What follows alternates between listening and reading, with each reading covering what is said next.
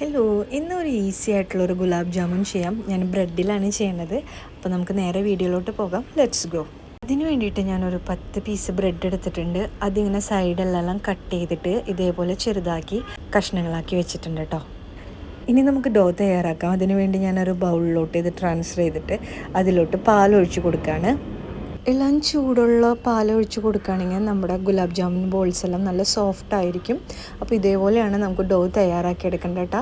ഇത് നമുക്ക് ചെറിയ ചെറിയ ബോൾസുകളാക്കിയിട്ട് ഒരു പാത്രത്തിലോട്ട് മാറ്റി വയ്ക്കാം കേട്ടോ. ഇനി നമുക്ക് ഷുഗർ സിറപ്പ് ഉണ്ടാക്കാം. അതിന് വേണ്ടിയിട്ട് ഞാനൊരു കപ്പ് വെള്ളത്തിൽ ഒരു 1.25 കപ്പ് പഞ്ചസാര ഇട്ട് കൊടുത്തിട്ട് ഒരു 2 കഷ്ണം ഏലക്കായ ഇട്ട് കൊടുത്തിട്ട് നമ്മൾ ഒരു സ്റ്റിക്കി കൺസിസ്റ്റൻസി ആവണ വരെ അതൊന്ന് ബോയിൽ ചെയ്തെടുക്കാം കേട്ടോ. ഷുഗർ സിറപ്പ് റെഡിയാവുന്നതിനിടയിൽ തന്നെ നമ്മുടെ ഗുലാബ് ജാമുൻസ് നമുക്ക് ഫ്രൈ ചെയ്തെടുക്കാം. അതിനുവേണ്ടി ചൂടായ ഓയിലിലോട്ട് നമ്മൾ നേരത്തെ തയ്യാറാക്കി വെച്ച് ഗുലാബ് ജാമുൻ ബോൾസ് ഇട്ട് കൊടുത്ത് ഒരു ഗോൾഡൻ ബ്രൗൺ കളർ ആവുന്നത് വരെ ഒന്ന് ഫ്രൈ ചെയ്തെടുക്കാം കേട്ടോ. അപ്പോൾ നമ്മുടെ ഗുലാബ് ജാമുൻ ബോൾസും റെഡിയാണ്. അതുപോലെ തന്നെ നമ്മുടെ ഷുഗർ സിറപ്പും റെഡിയാണ്. നമുക്ക് ഈ ഗുലാബ് ജാമുൻ ബോൾസ് എല്ലാം ഷുഗർ സിറപ്പിലൊക്കെ ഇട്ട് വെച്ച് മാക്സിമം ഒരു 3 to 4 hours കഴിഞ്ഞ് നമുക്ക് സെർവ് ചെയ്യാം. ഒരു മസ്റ്റ് ട്രൈ ആയിട്ടാണ്. എല്ലാവരും ഒരു വട്ടെങ്കിലും ട്രൈ ചെയ്യണം.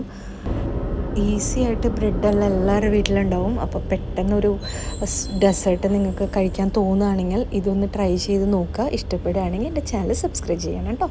താങ്ക്